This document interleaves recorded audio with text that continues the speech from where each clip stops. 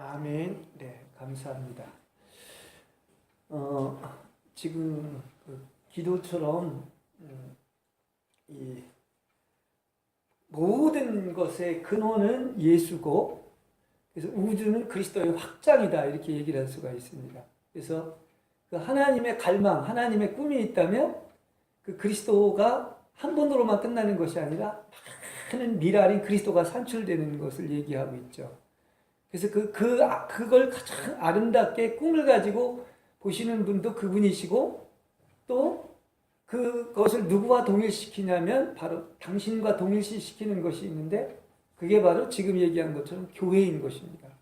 그래서 교회는, 본래 성경에 얘기하는 교회는 아주 그야말로 완벽하고 아름다운 순결한 신부에 해당되는 그런 그 비밀을 간직하고 있는 것이다, 이렇게 얘기를 할 수가 있습니다.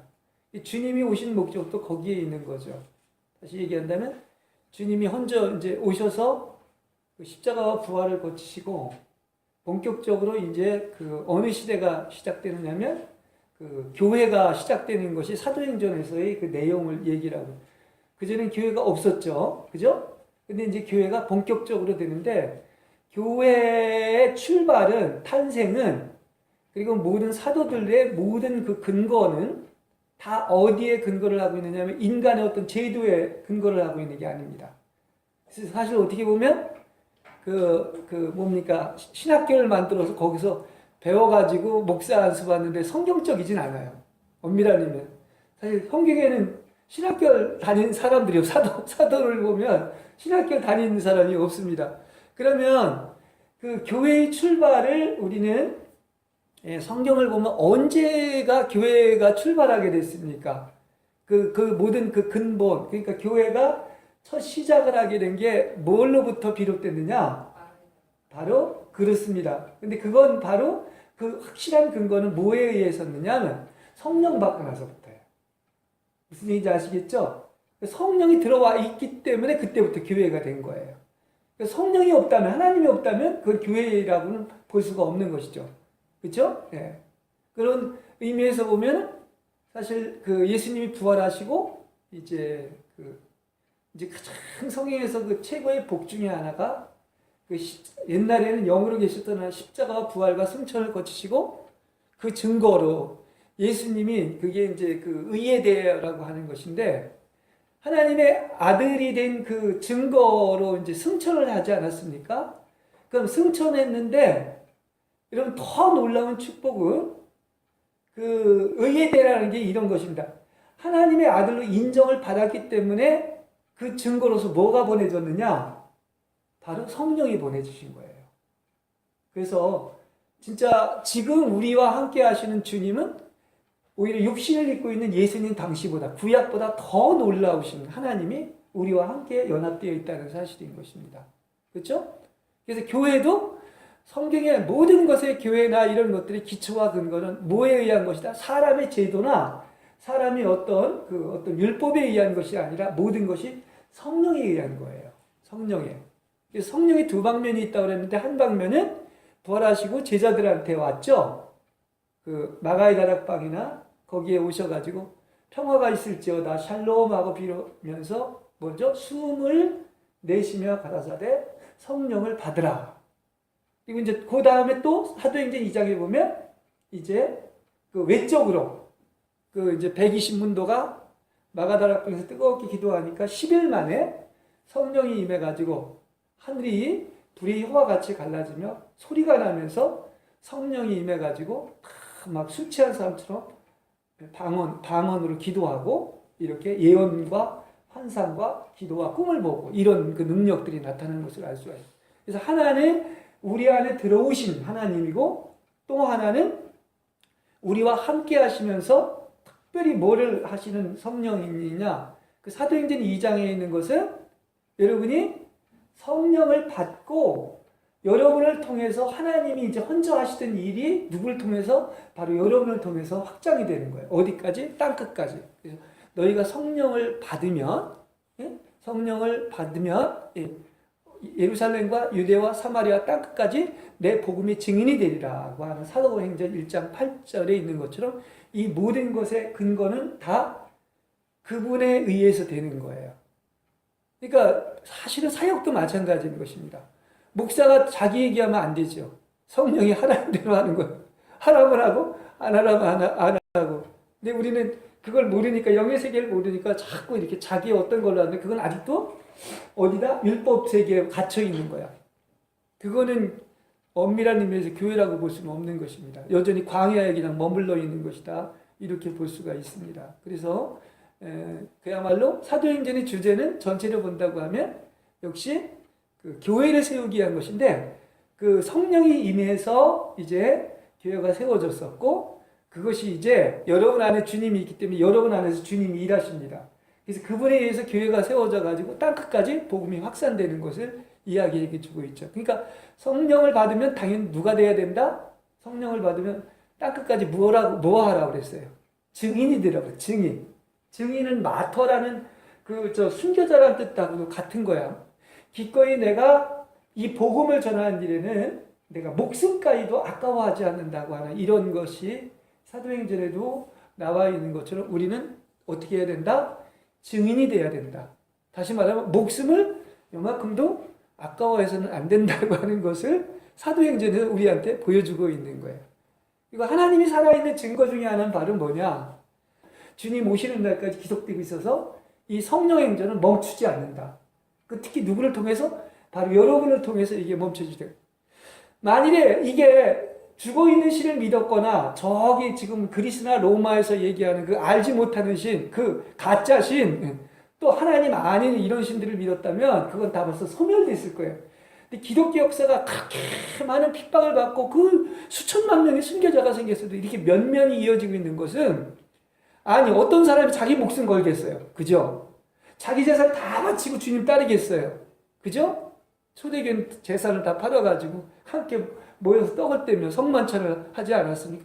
이런 것들의 증거가 다 뭐냐? 하나님이 살아계시기 때문에 그런 겁니다. 그러니까 우리가 이제 유럽 역사나 그 기독교 역사나 또 세계 지금 역사도 그렇고 또 여행을 이렇게 가보면 알 수가 있는 것처럼 이거는 진짜 하나님이 살아계시지 않으면 이렇게 될 수가 없는 거예요. 더 허황하지 않습니까?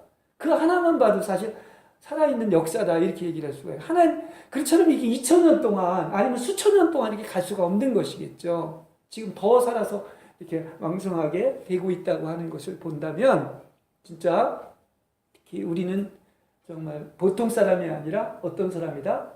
하나님의 증인인데 아무나 증인되는 게 아니라 참 제자만이, 사도만이 이런 증인들이 될 수가 있는 것인데, 우리는 단지 성도가 아니라, 성도도 거룩한 말이지만 단지 예수 믿고 구원 얻은 걸로만 끝나는 게 아니라 우리는 사도행전을 통해서 보면 우리가 뭐가 돼야 된다?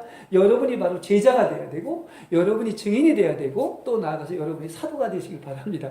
이게 이제 사도행전이 우리한테 강조해 주는 것이다. 이렇게 우리는 생각할 때 누구는 하고 나는 안 해도 이건 아닌 거예요.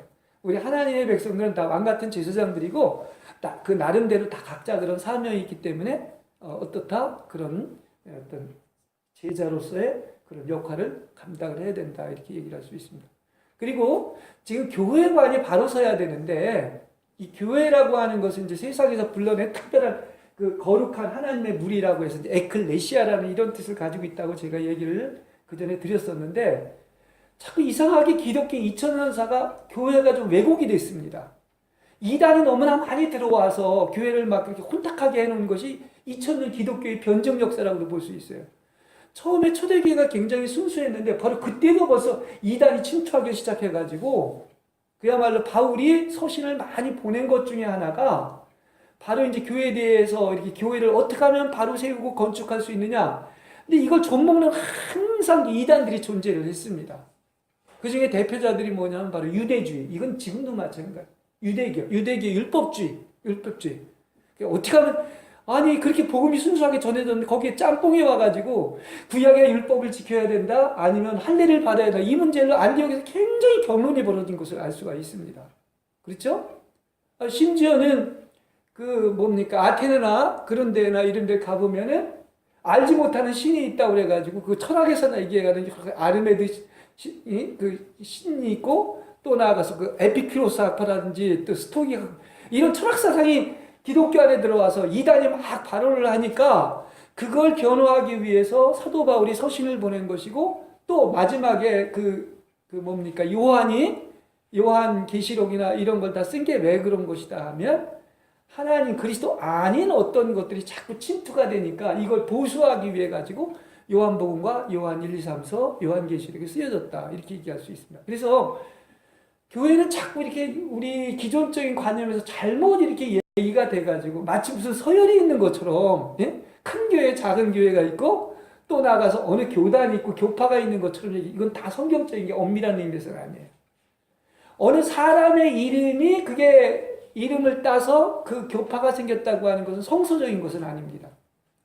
근데 지금 보면은 천주교도 누구를 일대 교황으로 얘기하는 베드로를 하는데, 베드로도 사실은 페트로스라고 해서 작은 돌 하나에 불과한 거예요. 그죠? 그게 뭐인 게 큰 돌이죠. 그래서 그게 산 돌인 것인데, 그 모퉁이들이 누굽니까? 예수죠. 그리고 제자들이 이제 하나의 그 기둥들이 되고, 또 우리들이 산 돌이 되고, 그게 모여진 게 교회인 것이죠. 그러니까 교회는 어디에 가나 유일하게 몇 개야? 하나인 거예요. 근데 지금 너무나 많이 나눠져 있잖아요. 뭐 장로교 같은 데 200 몇십 개가 있다, 뭐 이렇게 얘기를 하는데, 이거는, 왜냐하면 우리 몸이 따로따로 놀면 그건 완전히 괴물 아닙니까? 머리에 통제를 받아야 돼. 눈 따로 놀고, 머리 따로 놀고, 발 따로 놀고 하면 이거는 진짜 완전히 괴물 중에서 괴물에 해당되는 것이다, 이렇게 얘기할 수 있어요. 그래서 우리가 몸의 이상을 안다고 하면은 오직 누구의 이름으로만 모여야 된다? 예수의 이름으로 모여야 된다. 이게 참된 교회의 모습이다. 거기에는 상하가 없어요. 무슨 저희가 없어요. 예수님과 우리와 몸, 그분은 머리시고 우리는 다 지체에 해당될 뿐이지. 근데 교파가 루터교, 장로교, 이 감리교 나눠진 것도 성서적인 게 아닌 것이고. 그래서 바울이 나는 바울파다, 나는 아볼로파다, 이렇게 얘기하는데, 내가 세례를 안 주기 너무나 고맙다. 오직 우리는 신고 물을 줬지만 자라게 하시는 분은 하나님이라고 하는 것처럼 예수의 이름 말고 딴 이름을 걸어서는 안 된다. 아니, 나는 내가 루터교지만은 여러분이 정확한 것을 알려주기 위해서 그런 얘기를 하는 것입니다. 예수의 이름 말고는, 여러분, 그래서 예수의 이름만 드러나시길 바랍니다. 그걸 하나님이 기뻐하시는 거예요. 그래서 성경에 7교회의 대표적인 교회가 나오는데, 이건 모든 교회의 총칭이에요. 그렇죠? 에베소교회, 버가모교회,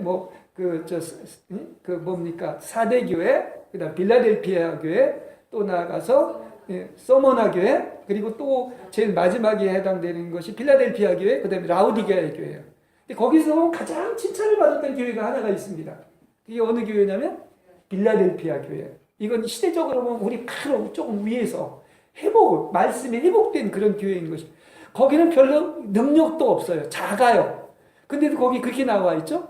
너는 없지만 아주 주의 이름을 이렇게 드러내고, 그래서 참 잘했다, 칭찬받는 유일한 교회. 에베소 교회도 칭찬은 좀 받긴 했었지만 칭찬받는 유일한 교회가 빌라델피아 교회예요. 그 형제 사랑의 교회. 진정한 사랑이 있었어. 그리고 많은 능력은 없었지만, 거대하고 큰 건 아니었지만 진짜 주님의 사랑이 있었던, 주님만 오직 사랑했고 주님의 이름만 높였던 그런 교회다 얘기를 할 수가 있습니다. 그래서 우리가 알아야 될 것은, 그렇게 천주교처럼 교황제도가 있는 것도 성서적인 것이 아니고, 또 사람의 이름을 따서 얘기한 그 종파도 사실은 옳은 것은 아니다, 이렇게 얘기를 할 수가 있습니다. 그 안디옥이 제가 이제 전주에도 얘기했지만 그 이방 선교의 전진기대가 됐다고 얘기를 했죠. 그래서 이제 바울과 바나바가 있었는데 거기에서 많이 이제 경론이 벌어졌습니다. 왜 경론이 벌어졌냐면 꼭 거기에 문제들이 있어. 무슨 문제가 있느냐?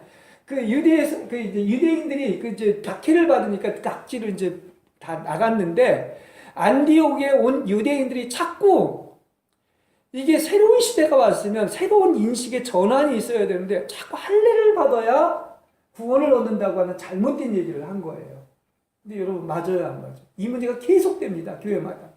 유대인들이 하여튼 그들이 복음도 전파하는데 하여튼 그들이 이렇게 문제를 일으킨 것을 많이 볼 수가 있습니다. 그래서 바나바와 이제 그 사울, 그러니까 바울이 그 예루살렘에 갔던 이유는, 예루살렘에 이제 베드로도 있었고 야고보라고 하는 주님의 동생도 있었고 장로들이 있었고 해서 그런 거지, 안디옥 교회보다 예루살렘 교회가 훨씬 높은 위치에 있어서 그런 것이 아니에요. 하나님이 볼 때는 다 똑같습니다. 그죠? 예수님만 버리고. 내가 얘기하려고 하는 의도를 알겠죠? 그래서 지금은 우리는 자꾸 참 이게 좀 문제들이 바로 뭐냐고 하면 인간적인 관념인 거야. 그냥 교회가 크고 그러면 또 목사도 이렇게 무슨 차원이 다른 걸로 이렇게 생각을 하고 그냥 어떤 조직에서 무슨 교황이 있고 추기경이 있고 이거 전혀 성선이 이게 니골라당이라고 해서 하나님이 기뻐하는 제도가 아니고 천주교 사람들이 들으면서 섭섭할지는 모르겠지만 오직 예수 말고는 그게 이제 종교개혁을 루터가 한 이유 중에 하나도 그런 거예요.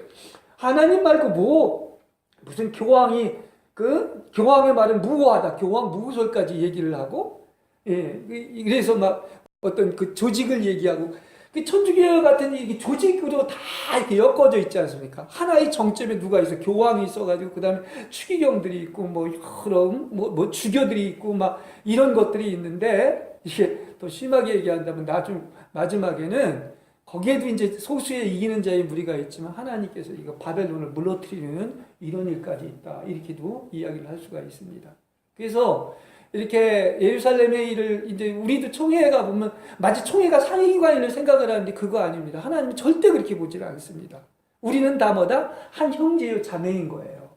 그래서 작은 교회는 작은 교회대로 아주 소중한 것이고 큰 교회는 큰 교회대로 소중한 것입니다. 그 제가 전주에 뭐라고 그랬냐면 사실은 그때는 루터파니 뭐 장로파가 없었습니다.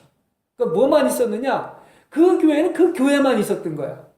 그게 무슨 얘기냐고 하면 에베소에는 여러 사람들이 모여서 가정마다 예배를 드렸는데 거기에 있는 모든 교회들은 다 무슨 교회다? 에베소에 있기 때문에 에베소 교회인 거야. 그러니까 아까 왜 그 7교회는 무슨 얘기냐고 하면 모든 교회를 총칭하는 거예요.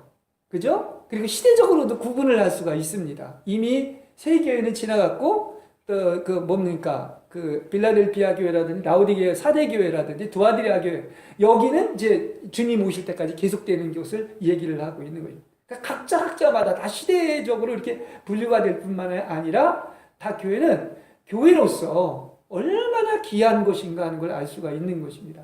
전혀 교회는 비교하면 안 된다고 하는 사실이에요. 그걸 얘기해 주고 있는 것입니다. 근데 지금 많은 면에서 이제 얘기를 하는 게 자꾸 이렇게 가리고 뭐 어디가 뭐 더 뭐 저 낮다는 둥 아니면 누가 높다는 둥. 그러니까 이 목사들도 모이면 이거 인식의 변화가 와야 된다고 하는 것이 그냥 뭐 교회가 막 부흥하고 성장하고 크고 막 그냥 돈이 많고 이게 사람을 뭘로 보느냐?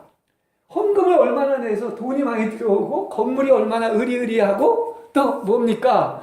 얼마나 저기 이렇게 멋있는 교회, 큰 교회를 가지고 있느냐? 근데 제가 항상 얘기하지만 하나님은 중심을 보십니다. 본질이 중요한 거예요. 그죠? 오히려 거기에는 하나님이 없을 수도 있는 거예요. 그렇지 않습니까? 예루살렘 성전이 하나님이 있어야 되는데 2번씩이나 가서 성전을 정화했고 막 그 분노를 발했던 이유 중에 하나는 내 집은 어떤 것이냐? 기도하는 집이고 하나님이 주인이 돼야 되는데 다 강도의 구렬이 돼버린 거야. 그러니까 다 무너뜨리지 않습니까? 교회 크다고 자랑할 게 없다니까? 거기에 예수가 없다면 그죠? 그리고 정말 10명이라도 그 순결한 이기는 자의 칭찬받는 교인이 없다고 한다면은 나중에 주님께서는 예루살렘 성전이 무너졌던 것처럼 마지막에 다 무너지게 하고 그다음에 어떻습니까? 그 주님 오셨을 때는 바벨론, 종교적인 바벨론은 다 무너지는 거 참된 교회만 남는다. 지금 바로 그런 시대가 왔다고 해도 과언이 아닙니다. 지금 교회들이 계속 이 하락이고 있는 게 성경의 예언이기도 하고 그래서 우린 가장 중요한 것이 바로 뭐다? 이렇게 성경의 원리대로 우리 한 지체가 모여서 두세 사람이 모이는 게 얼마나 엄청나고 귀한 일인가. 중요한 것은 바로 뭐죠? 여러분이 거룩한 제가 항상 얘기하는 것처럼 신도가 돼서 하나님이 그 얼마나 기뻐하느냐. 그러니까 하나님은 각 교회를 다 이렇게 일곱 등경 혹은 등잔대라고 계시록에서 얘기하는데 하나님은 어딜 걷고 있어요? 그 교회 사이를 항상 관찰하시며 걷고 있는 거야. 그게 일곱 등잔대입니다. 그러니까 거기는 어느 특정한 교회만을 지칭한 게 모든 교회 하나님이 이렇게 우리 사이를 지금 걷고 있다는 사실을 아시기 바랍니다. 근데 거기에서 참된 교회라면 하나님께서 너무 기뻐하시고 정말 두세 사람이 모여서도 행복해 하겠지만은 하나님의 어떤 경륜에서 벗어났다고 한다면 내가 내 입에서 토하여 내치는 거예요. 예? 이 뭡니까 저기 뭡니까 등잔대를 옮긴다고 이렇게까지도 이야기를 하고 이게 계시록에 나오는 모습이다 이렇게 말씀을 드릴 수가 있겠습니다. 그래서 지금 막 총회가 있고 어떤 조직이 있고 여기에서 막 분쟁이 일어나고 하는데 사실은 이 조직 속에 있는 것은 사실 사탄의 역사가 아주 심합니다. 그래서 나중에는 종교적인 바벨론이 무너진다고 하는 게 그거예요.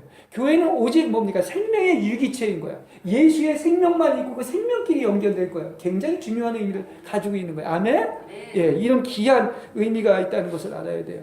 그러니까 그렇게 본다고 하면 이게 서로 마디가 이렇게 연합하고 상합하고 한 몸 되는 것인데 한 몸 되는 비밀이 그리 크다고 내가 수차례 이제 여러분한테 설교로 얘기하지 않았습니까?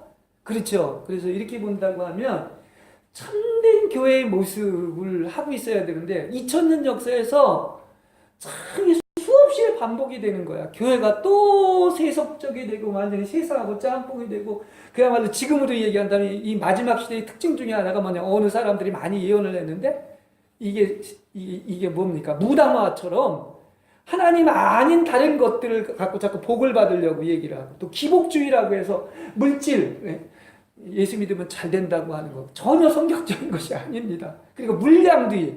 내가 그전에도 그랬죠? 그 보면은 그 두아디라 이렇게 교회라든지 또 그 앞에 교회가 바로 뭐죠?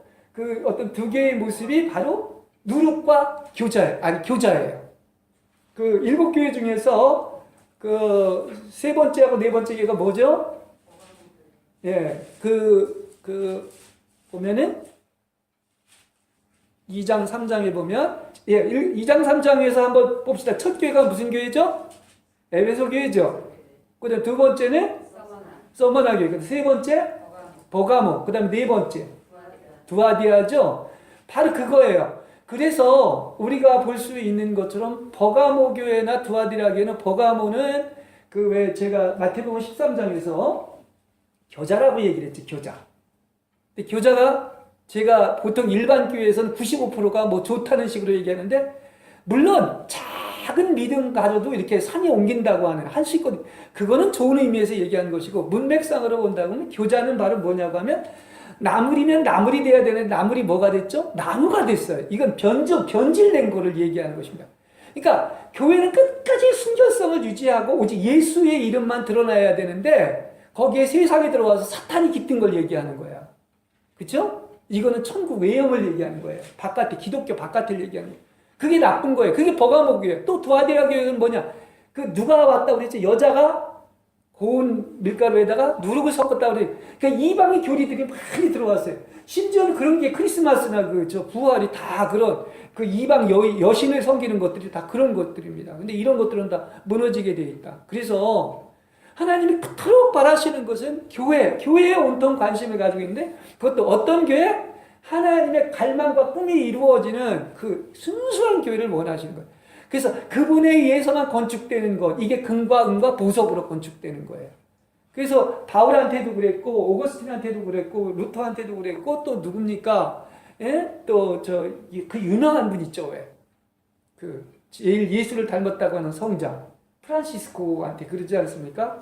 그거 신학교 나온 게 아니에요. 근데 하나님의 음성이 들려서 뭐라고? 내 집을 다시 건축하라. 다시 세우라. 참된 교회를 건축해야 돼. 그러니까 우리는 어떻다? 다른 것도 중요하지만은 거기에 변질되거나 다른 사탄이 깃들거나 다른 잘못된 이방적인 교리가 들어와서 혼합되고 섞이는 그 이세벨이 아니라 어떻게 된다? 우리가 참된 근과 원과 보석인 오직 그리스도로만 건축되는 이 교회가 되길 바랍니다. 그게 교회의 이상이라고 하는 거예요.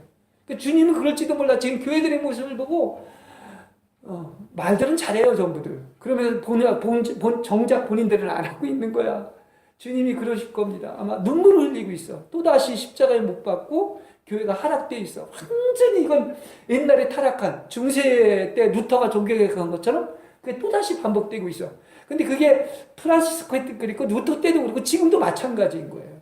그러니까 우리는 어떻게 해야 되겠어요? 우리의 사명은 그 하나님의 갈망처럼 또다시 교회를 건축해서 다른 이단이라고 하는 거, 그 사탄마귀에서 요만큼 더 훨씬 못하게 해야 돼요. 그 역할을 우리가 해야 된다. 이건 성경이 얘기해 주는 거지 제가 얘기하는 게 아닙니다.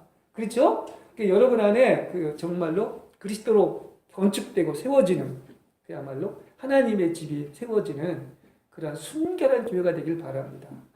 우린 자꾸 성공주의나 물량주의를 거대하고 크고, 아니 어떻게 저 하나님이 그 외적인 건물이, 그건 엄밀한 의미에서 그건 예배당인 거예요. 무슨 얘기인지 알죠? 진짜 교회는 뭡니까? 아까도 내가 얘기했잖아요. 여러분들이 교회인 거예요. 왜냐, 하나님이 거하는 게 교회거든. 그 에클레시아라고 하는 그 교회라고 하는 것은 우리들의 모임이 교회인 것이지, 외적으로 막 크고 막 고대 강실 같은 집을 졌는데 거기엔 하나님 별로 없을 수도 있어요. 그게 기독교의 역사야. 예? 소련의 국교회도 그 토스트 예프스키의 그 작품이라든지 그 실제 역사를 봐도 키르케골 때도 마찬가지인 것이고, 그 다 20세기 예언자들이고 150년, 200년 전에 딱 예언한 게 지금 다 들어맞는 거야. 근데 그렇게 교회가 하락되고 또 나아가서 어떻습니까? 그래서 어떻게 보면 교회는 저 시골에서 이렇게 정말 한 20, 30명 모이는데 이 나무도 제대로, 이거 우리 교회 나무 이거 참 멋있네. 그 소나무도 빠듯한 게 없어가지고 그렇게 해서 십자가를 했는데 거기엔 주님이 계시단 말이에요. 예? 뭐 내가 무슨 의도로 얘기하는지 아시겠죠? 이게 중요하다는 거예요. 예. 그게 사도행전에서 보여주신 뭐다? 교회의 이상이다, 이렇게 이야기를 할 수가 있어요. 근데 자꾸 인간적으로 막 차등을 두고 큰 교회, 작은 교회, 그리고 작은 교회면 알아주지도 않아요. 아주 진짜 이게 아니라니까요. 하나님 보실 때 그게 아닌 거예요. 그 안에 뭐가 있느냐가 중요한, 중심이 보인다고 한다면. 나는 정말 그렇습니다. 내가 주제 넘은 얘기인지 모르지만 12명이 있어도 예수님이 사실 70명 데리고 있었다가 나중에 12명 데리고 사역했지만 어떻게 숫자 보고 하지 않았지 않습니까? 다 떠났잖아요. 25,000명도 그렇고, 그렇게 기적을 봤는데도. 그러니까 정말 주님이 원하시는 바로 누가 아닌 여러분들이 정말 어떻습니까? 참된 교회의 기둥이 될 수 있는 그런 정말 교회가 되기를 원합니다. 그렇죠? 그걸 사도행전에서 우리에게 그 이야기를 해주고 있지 않는가 생각합니다. 그리고 또 사도행전에서 주목해야 될 점 중에 하나가 이제 15장 28절에 그런 얘기가 나와요. 사도행전 15장 28절 같이 읽어보겠습니다. 시작. 성령과 우리는 꼭 필요한 다음 몇 가지밖에는 더 이상 무거운 짐도 여러분에게 지우지 않기로 하였습니다. 29절 시작. 여러분은 우상에게 바친 제물과 피와 목매어 죽인 것과 음행을 멀리하여야 합니다. 여러분이 이런 것을 삼가면 여러분은 잘 행한다고 하겠습니다. 안녕히 계십시오. 이렇게 얘기하고 있습니다. 이 교회에서 정말 우리가 꼭 필요한 거 말고는 여러분 무수히 율법이 폐해졌습니까? 안 폐해졌습니까? 이 질문이 내가 이상한지는 모르겠지만 폐해졌습니다. 그렇지만 또 폐해지지 않았습니다. 주님이 오셔가지고 이걸 완전케 한 거죠. 근데 여러분, 신앙생활을 엄밀한 의미에서 누가 하는 거지? 성령님과 함께 하는 거예요. 성령이 있으면 뭐가 있다? 자유함이 있습니다. 여러분 얽매이지 마세요. 나는 여러분 설교 잘 들어보면 알겠죠? 율법적인 설교 안 하는 이유가 거기에 있는 겁니다. 이거 해라, 저거 해라, 헌금해라, 주일 성수해라, 이런 얘기 거의 안 하지 않습니까? 이거는 그만큼 성령 안에 있으면 자유로운 거야. 이 지식나무에서 나오는 게 아니라 다 생명나무에서 나와야 되는 것입니다. 그럼 여기서도 얘기하는 성령과 우리는 다음에 필수적인 것, 아주 중요한 것들 하는 것인데, 여전히 예수님이 오셨음에도 불구하고 구약의 율법이 몇 개가 지나면 3,600가지나 된다고 그래요. 그걸 다 지키라고 이렇게 얘기하니까 교회가 계속 분열이 생기고 어려움이 생기는 거야. 그렇죠? 여러분은 자유합니다. 그리스도와 함께 하기 때문에 정말 자유로운 신앙생활을 하는 거예요. 그러니까 멋대로 하는 거 아닙니다. 그럼에도 불구하고 우리는 자유롭게 해야 된다. 그러니까 우리는 성령과 우리의 다음에 필수적인 것 말고는 모든 것에서 자유로워도 된다는 그런 사실을 얘기하고 있는 것입니다. 그래서 여기 보면 몇 가지 얘기하고 있는데 그게 바로 뭐냐? 우상숭배겠죠. 이건 당연히. 근데 이런 얘기들은, 그리고 피채 먹지 말라고 하는 것은 모세의 십계명이 있기 전에 이미 아브라함 때부터 있었던 거예요. 그래서 그런 것들은 워낙, 그렇죠. 하나님에는 다른 거 섬기지 말라고 그랬으니까. 그러면 우리가 우상에 지내는 음식을 먹거나 또 피채 먹는 것, 이건 안 되는 것입니다. 피는 생명이기 때문에. 그러니까 우리가 이거는 꼭 필요하니까 지킨다는 의미에서 보면, 왜 그 목매달아 죽인 이런 동물들 있죠. 그렇게 먹어서는 안 돼요. 일단 피를 빼야 돼. 그게 성서적인 원리다. 이렇게도 볼 수가 있습니다. 그리고 또 하나는 뭡니까? 음행. 교회는 더군다나 음행에 대해서 아주 그 하나님께서 그 음행하면 안 된다 반복해서 얘기를 해주고 있지 않습니까? 그러니까 이런 아주 모세의 율법 이전에 기본적인 것들 말고는 다 모세의 율법에서 여러분 해방되시길 바랍니다. 그렇다고 율법을 지키지 말라는 게 아니에요. 다 그것은 주님이 하지 말라고 해도 우리 안에 들어와 살면은 그분에 의해서 인도를 받고 기름 받기 때문에 이건 해야 되고 안 돼야 될 걸 다 안다는 말이에요. 근데 우리는 너무나 많은 부분에서 솔직히 그렇습니다. 내 자신도 어떤 때 그럴 때가 있어요. 남을 이렇게 판단을 합니다. 정죄를 합니다. 심지어 못마땅해 합니다. 근데 다 율법 안에 있는 거야. 율법은 아직도 광야 안에 있는 거야. 그러면 어디 안에 들어와야 돼? 그리스도 안에 들어와야 되는 거죠. 그럼 뭡니까? 다 그냥 그분의 생명의 원리에 생명의 법에 의해서 운행되고 그렇게 해야 되는 것입니다. 그렇죠? 그러면 모든 것에서 이 자유할 수가 있다. 이렇게 이야기를 할 수가 있겠습니다. 그렇다고 한다면 우리는 굳이 무슨 뭡니까? 구약에 나와 있는 절기와 날들을 지키지 않아도 되는 것이고 제물들이나 음식을 뭐를 먹어야 되지 않느냐 할례나 이런 걸 지켜야 되겠습니까? 안 지켜야 되겠습니까? 안 지켜도 됩니다. 목사님 무슨 근거로 그렇게 얘기를 하십니까? 아닙니다. 그걸 알아야 돼요. 여러분 자유하라는 의미에서 이런 얘기를 해주는 거예요. 그죠? 근데 아직도 어디에서는 뭐 안식일을 지켜야 된다, 안 지켜야 된다, 율법을 행해야 된다, 절기와 날들 뭐 이런 음식을 먹어야 된다, 안 먹어야 된다. 물론 이게 나쁜 건 아니에요. 다 그것도 생명의 원리이기 때문에 나쁜 건 아니지만 꼭 그거 지켰다고 해서 구원을 얻고 지켜지 않았다고 해서 구원을 얻는 게 아니야. 그것은 이미 율법에 있는 거예요. 근데 항상 내가 얘기하는 것은 바리새인과 서기관 같이 율법을 잘 지킨 사람들이 없었는데 예수님은 그들에 의해서 십자가를 못 박혔습니다. 그러니까 문자적인 거야. 그러니까 문자로는 진짜 예수를 못 만나고 생명을 못 만지는 거예요. 여러분, 하나님이 여러분한테 원하는 것은 모든 건 다 뭐다? 하나의 생명의 원칙과 사랑에 의해서만 여러분 주님과 함께 사시기를 바랍니다.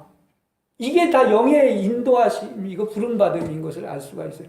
근데 많은 사람들이 주님을 믿고 주님을 않는다고 하지만 어떻습니까? 그 생명의 성령의 법, 생명의 원칙에 의해서 또 사랑에 의해서 사는 것이 아니라 자꾸 법에 의해서 살기 때문에 성경을 봐도 문자적으로 보기 때문에 어떻습니까? 해방을 안 받아. 그리고 다른 사람까지 죽여버리는 거야. 네? 그렇죠? 육신의 생각은 사망이라고 이렇게 얘기하고 있는 것처럼. 그러니까 이게 종교라는 게 무서운 게 하나님 없으면 그게 가장 예수님을 대적을 하고 어떻게 되는 것입니까? 오히려 예수님을 또다시 십자가에 못 박는다는 의미에서 본다고 한다면 우리는 어떻다? 오직 그분 한 분에게 초점을 맞추고 그 성서에 기록된 것 꼭 필요한 대로만 한다면 그건 오직 뭐다? 오직 성령의 인도. 그리고 우리가 함께하는 꼭 필요한 것들 말고 너무 쓸데없는 데 많은데 우리가 관심을 이제 하지 않으면 안 됩니다. 그 지식나무에서 나오는 모든 것들은 바로 뭐냐? 이게 옳으냐, 그르냐, 항상 이런 그 스스로 판단하고 정죄하고 심판하는 얘기를 해야 합니다. 근데 내가 그 얘기를 하면서 그걸 모르는 거야. 주님을 못 만진 사람들은. 근데 진짜 자유한 사람은 다 자유하기 때문에 오직 생명과 사랑에만 초점을 맞춥니다. 생명과 사랑에 의해서 그분이 사는 것, 그분이 인도하고 사는 것, 여기에 따라 사는 것이기 때문에 우리는 오직 주목을 뭐만 해야 된다?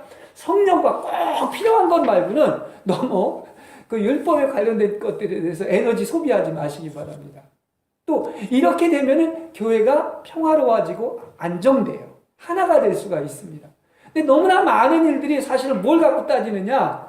율법을 가지고 따지다 보니까 정죄를 하는 거예요. 지금 할례 문제도 마찬가지예요. 왜 안디옥교회가 계속 경론이 일어났냐면 할례를 해야 되느냐 말아야 되느냐, 할례를 해야 구원을 받느냐 못 받느냐, 이 문제가 교회마다 문제가 생기는데 이게 다 뭡니까? 다시 율법으로 돌아온 거야. 이게 그러니까 뭡니까? 영으로 시작했다 육체로 마치려고 하는 거예요. 무슨 얘기인지 이해들이 되죠? 영으로 시작했으면 다 뭘로 맞춰야 돼? 예? 영으로 맞춰야 된다. 이렇게 말씀을 드릴 수가 있겠습니다. 또 사정하고 행전의 특이한 점을 얘기를 한다고 하면은 이제 그 사역하는 데는 역시 하나님의 그 원리는 항상 혼자가 아니에요. 동역이 필요합니다. 그죠? 교회도 마찬가지인 것을 알 수 있어요. 그래서 예수님이 혼자 보내지 않고 동역하는 원리는 바로 같이 함께. 특히 그래서 1이라는 숫자가 하나님의 숫자라면 2라는 숫자는 무슨 숫자라고 했어요? 2라는 숫자는 증인의 숫자고 같이 전도하라는 숫자예요. 함께 해야 되는 거예요. 그래서 이 3차 사역 여행 때 보면 바나바와 또 나가서 누구죠? 바울이 있었는데 또 안디옥에서 또 심한 이런 경륜이 벌어지고 있는 것을 알 수가 있습니다. 이게 무슨 얘기냐고 하면 바나바는 요한이라고 하는 마가 알죠, 여러분? 마가를 데리고 가기로 했는데 바울은 아니었었어요. 바울은 절대 데려가면 안 된다. 그럼 같은 데서 이렇게 사도끼리 이렇다고 하는 굉장히 안타까운 일이라고 이야기를 할 수가 있는데 거기에서 대원리가 있습니다. 교회에서도 이런 일이 있을 수가 있는 거예요. 근데 여러분 안디옥에서도 그때 내가 대원리를 얘기하면 13장에서 사실은 사도로 파송한 것은 누가 보낸 겁니까? 거기 5사람이 안디옥 교회에 있었었는데 내가 전주에도 설교했지만 누가 보냈다고 그랬어요? 성령이 보냈다고 해요. 그래서 바나바와 바울을 보낸 것을 알 수가 있어요. 근데 이렇게 안디옥에 보냈었는데 안디옥에서 또 이런 문제가 생긴 거예요. 근데 바나바도 아주 훌륭한 사도입니다. 정말 이 사도행전에 보면 엄청난, 어떻게 보면 정말 쌍벽을 이룰 정도로 귀한 일을 한 사도라고 볼 수가 있는데 이 마가는 바나바의 친척이에요. 보면 바르바나의 친척입니다. 근데 마가를 데리고 가고 싶었는데 바울은 아니었습니다. 그러면 어떤 게 옳은 것이냐 했을 때 그것이 사람의 어떤 결론이 아니라 그게 어떤 것입니까? 교회가 어떻게 그 사람에게 맡기고 또 나가서 성령이 어떻게 결정했느냐 한 것인데 그 이후에 바나바의 기록이 성경에 기록되지 않은 것은 이건 영의 인도가 아니었던 거예요. 근데 바울이 했던 것은 영의 인도였던 거예요. 그럼 누가 맞았느냐? 사실 바울이 마가라고 하는 바나바의 친척이기 때문에 안 데리고 간 것이 아니라 성령이 그렇게 인도를 안 한 거예요. 그래서 요한을 데리고 마가라고 하는 사람과 함께 동역을 하지 않았던 것을 알 수가 있습니다. 근데 바나바와 마가는 다시 이제 둘이 그냥 따로 이 말을 안 듣고 갔다가 성경에 기록되지 않은 것은 이게 하나님의 뜻이 아니었기 때문이다. 그래서 사실 그렇게 본다고 하면 누구의 주장이 맞는 겁니까? 주장이라면 말이 이상하지만 바나바는 성령의 인도를 받고 그렇게 얘기한 거예요. 단지 인간관계 때문에 이렇게 얘기한 게 아닙니다. 그러면 왜 그랬느냐? 여러분 알겠지만은 마가가 처음에는 바울과 함께 잘 사역을 하며 따라다녔는데 좀 젊어요. 그런데 어떻습니까? 자기가 사역을 하다가 감당을 못하고 싫다고 바울을 떠났어요. 그러니까 다 모든 게 때가 있고 저희가 한 것인데 아직 바울은 그런 공과가 필요했던 거예요. 그래서 나중에 그런 공과를 다 통과하고 나서는 누구보다도 바울이 마가를 데리고 다닙니다. 이게 영적인 원리라고 하는 거야. 그죠? 그래서 어떻게 보면 마가가 나중에는 진짜 어떻게 베드로의 복음이라고 할 정도로 마가복음도 쓰게 됐고요. 또 나아가서 요한하고도 바울하고도 그렇게 같이 동역을 해서 바울이 어떤 때 그러지 않습니까? 내가 가장 신임하고 사랑하는 이 마가를 환영하라고까지 이렇게 얘기를 해주고 이게 모든 게 다 때가 있고 다 하나님이 쓰실 때가 있는 거예요. 근데 이 인도와 어떤 부름을 다 누가 해서 캐치를 해낸다?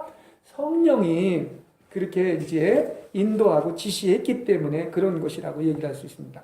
그러니까 바울이 안 데리고 가고 싶은 게 아니라 이 하나님의 사역도 마찬가지인 것을 알 수가 있습니다. 내가 꼭 필요한 사람이라고 했는데 바울이 마가가 바울의 영도 엄청 받았죠. 근데 이제 워낙 베드로하고도 동역을 많이 했기 때문에 베드로의 복음을 썼다고 그러고 바울의 복음은 누가 썼다고 보통 바울의 복음서 중에 그렇죠. 누가하고 그 영화에서도 보는 것처럼 그야말로 그 감옥에 갇혔을 때도 같이 있었고 하는 이런 것을 볼 수가 있습니다. 그래서 모든 것은 하나님의 때가 있고 그리고 항상 우린 뭐라고 해야 된다? 사도행전을 내가 읽으면서 어제 사실은 이거 여러분한테 얘기하려고 좀 한 밤 2시까지 있다가 주보를 3시에 해가지고 그렇게 했는데 모든 게 다 주인이 성령이신 거야. 성령이 하시더라고요. 그러니까 우리는 이게 성령에서만 인도받으면 됩니다. 문제가 아무것도 없습니다. 그래서 그분께 물어보시고 성령이 하라면 하고 성령이 아니라면 아닌 거예요. 목사 얘기도 다 옳은 게 아닙니다. 성령이 했으면 그건 맞는 거야. 근데 성령이 안 해서 그것도 틀릴 수가 있는 것입니다. 그래서 우리가 이렇게 정말 주님께 순종하고 성령의 역사와 인도에 민감하게 이렇게 하나님의 음성을 들어야 되지 않겠는가 이런 생각을 해서 우리가 그렇습니다. 여러분, 우리는 이렇게 객관적이고 우리의 양심에 따라서 성령의 인도에 따라서 이렇게 교회를 하는 것이지 무슨 인간적인 어떤 조직이나 또 어떤 자기의 어떤 사견이나 자기의 의견이나 어떤 율법에 의해서 절대로 교회가 운행되지 않는다는 이 대원칙을 우리는 알아야 돼요. 근데 이 지혜가 없기 때문에 많은 교회들이 그냥 끊임없이 사분열되고 서로 싸우고 맨날 흔들리고 그래서 얼마나 많은 영혼들이 상처를 입는지 몰라. 하여튼 그렇지 않은 교회가 없을 정도예요. 이게 다 뭐 때문이다? 영의 인도를 못 받기 때문이고 영적으로 성숙하지 못했기 때문에 영의 세계를 알지 못했기 때문이에요. 예?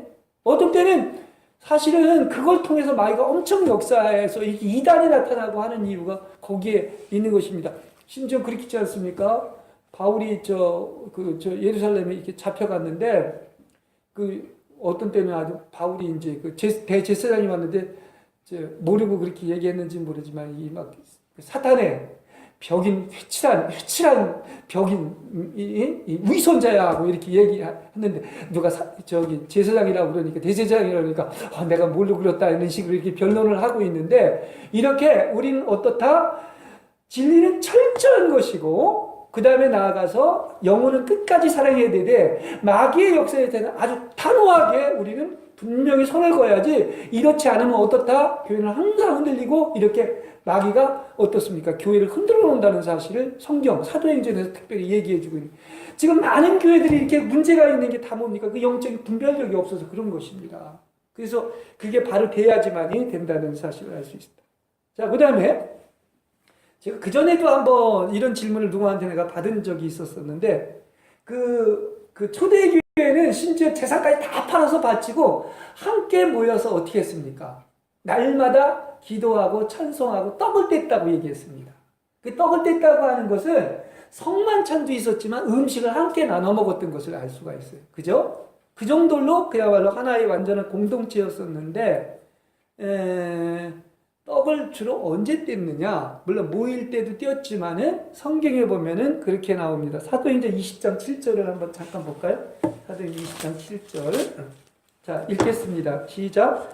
주간의 첫날에 우리는 빵을 떼려고 모였다. 바울은 그 다음날 떠나기로 되어 있어서 신도들에게 강론을 하는데 강론이 방임받도록 기록되었다. 이렇게 얘기합니다. 여기 이렇게 본다면 주의 첫날이라는 의미가 있습니다.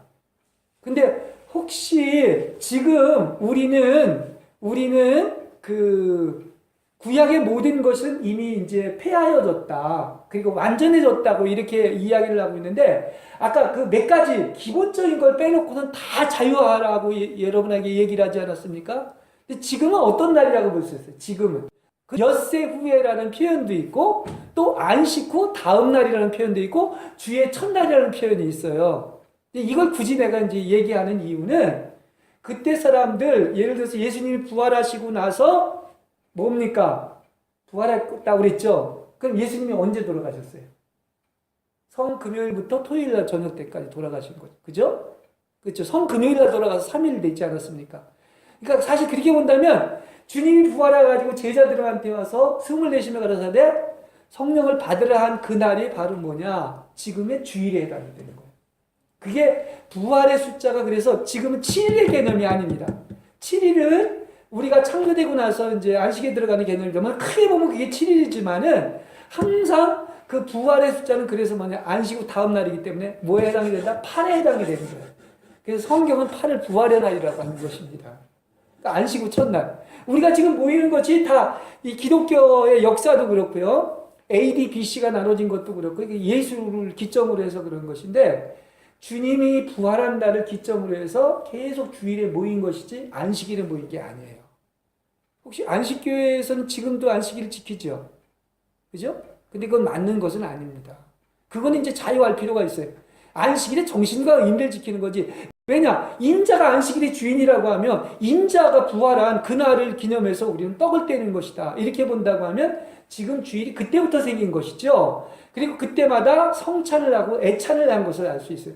그러니까 여러분 주일날 성수를 반드시 해야 할 필요가 있는 것은 바로 뭡니까? 이것을 반드시 하면서 떡을 떼면서 나를 기념하라고 했기 때문에 주일 성수하라고 그런 것이지 그냥 교회도 안 나오고서 집에서 그냥 혼자 예배 드리는 거 그렇게 내가 볼 때 합당한 게 아닙니다. 아까 그랬죠? 몸이라고 하는 이상을 본다고 하면 같이 모여서 친결을 하고 교통을 하고 영 안에서 주님의 인재를 누려야지만이 그게 진정한 의미에서의 주님의 교통이고 예배라고 하는 사실을 아시길 바랍니다. 혼자 하는 거하고 둘이 하는 건 완전히 다릅니다. 몸은 두세 사람이 모여야 되는 것이죠. 그래서 내가 율법적으로 설계하는 건 아니고 주의 첫날에 모이면 항상 그들은 뭐했다? 떡을 떼고 주님을 기념하면서 성찬식과 애찬식을 했기 때문에 제가 볼 때는 이렇게 음식을 같이 나눠 먹는 거 참 좋은 거예요. 주일날 많은 일들이 일어나고 있는 것을 알 수가 있습니다. 막 요한도 감동을 받아가지고 계시록을 쓰게 된 게 언제 쓰게 된 것이다? 주일날 그런 놀라운 계시가 일어나고 그런 교통 속에 있었던 것을 알 수가 있기 때문에 우리는 지금은 사실은 엄밀한 의미에서 보면 지금은 안식일이 아니라 모든 날이 주일이에요. 아니 그럼 8일만 주일입니까? 지금부터 계속 부활한 날이죠. 그러니까 우리는 모일 때마다 떡을 떼고 이렇게 주일의 개념을 정확히 알아야 되겠다. 그래서 주일을 지켜야 되겠다. 그리고 성경이 얘기하는 것은 바로 뭐냐? 반드시 제정한 게 뭐냐? 말씀을 선포하고 성만찬을 해야 된다. 이런 의미에서 사실 우리가 일주일에 한 번씩은 성만찬 해야 성경적인 것인데 그런 면에서는 여러분에게 죄송하게 생각을 합니다.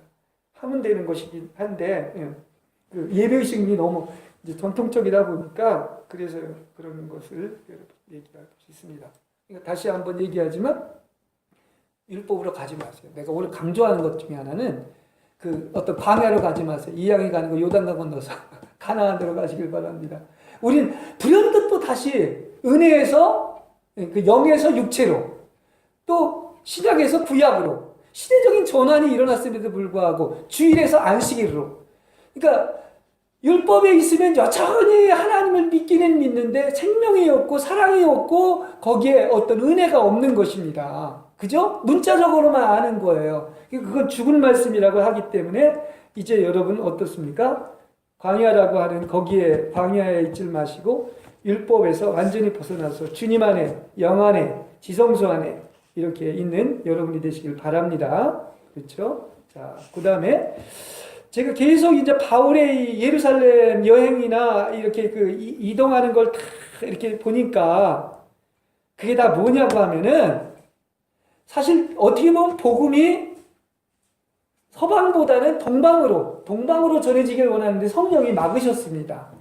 그리고 분명히 바울이 예루살렘에 가면은 그 뭡니까 빌립의 딸의 예언자의 얘기도 있고 교회에서도 환난과 핍박을 받는다는 얘기를 많은 교회의 성도들, 예언자들 통해서 들었습니다. 본인도 그걸 알았죠? 근데도 불구하고 왜 바울은 예루살렘으로 갔을까요? 이게 굉장히 중요한 것 같아요. 그러면 난 우리 교회도 좀 여러분들이 그 예언도 했으면 좋겠어요. 그죠? 이건 굉장히 좋은 것입니다. 그러니까 그것도 여러분 사모하시기 바랍니다. 그렇죠? 내 딸이 그 예언을 했다고 하는 그런 걸 거기서도 예언해서 그런 얘기를 하는 거예요. 분명히 바울이 어딜 가면 예루살렘으로 가면은 그 잡혀가지고 환난과 핍박을 당한다는 것을 알았어요. 바울도 알았습니다.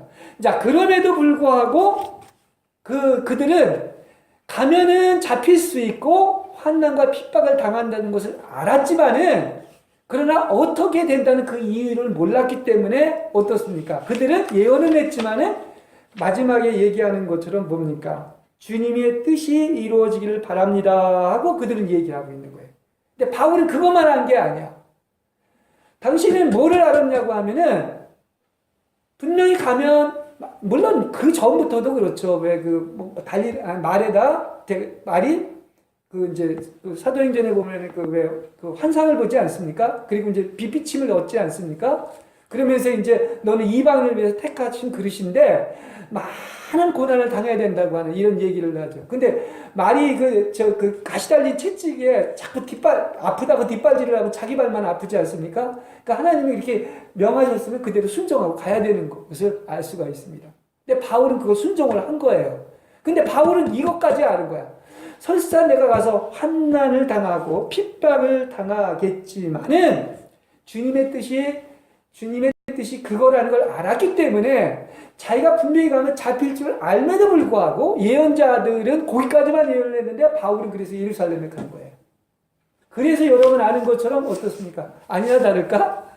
뭐 아그리파 왕도 그렇고 여러 로마 그 어떤 백부장도 그렇고 또 나가서 대제사장도 아까 그 얘기를 하지 않습니까? 그래서 잡아서 죽이려고 이렇게 얘기를 하는 것은 이건 사실 뒤에서 누가 준동하는 것이냐? 사단이 계속 역사를 하는 거예요. 어떻게든지 잡아서 죽이려고. 근데 이제 그랬다가 거기에서 가이사라 이제 그 계속 하나님이 보호해 주십니다. 그래서 저는 그런 생각을 해요. 사도행전을 읽으면서 하나님이 때가 아니면 절대로 우리 믿는 사람, 특히 하나님의 사도들이나 하나님이라는 사람을 건들지 못합니다. 하나님의 뜻이 있는 거예요. 심지어 감옥에 가 있는 것도 하나님의 뜻이 있는 것입니다. 가이사랴에 가서 2년 동안이나 그런 예루살렘에 올라갔다가 그 잡혀 있었던 것도 보호를 받으며 잡혀 있었던 게 다 뭐냐? 그것도 하나님의 뜻이 있기 때문에 그런 거예요. 그러니까 바울은 시종일관 성령의 인도에 민감했고 그걸 물어봤고 그런 계시를 받은 거예요. 2년 동안 거기 있었기 때문에 뭡니까? 옥중 서신이 아닌 다른 서신들이 거기서 다 계시를 받았고 쓰게 된 동기가 된 거예요. 무슨 얘기인지 이해를 하시겠죠? 그리고 나아가서 또 바울이 어디로 앞서게 됩니까? 자기는 변론하기 위해서 나 로마 시민권을 갖고 있다고 해서 로마로 앞송이 되는 것이죠. 로마에 가서도 또 몇 년을 있게 되죠? 그죠? 몇 년이 있게 됩니까? 근데 그게 우연이 아닌 거야.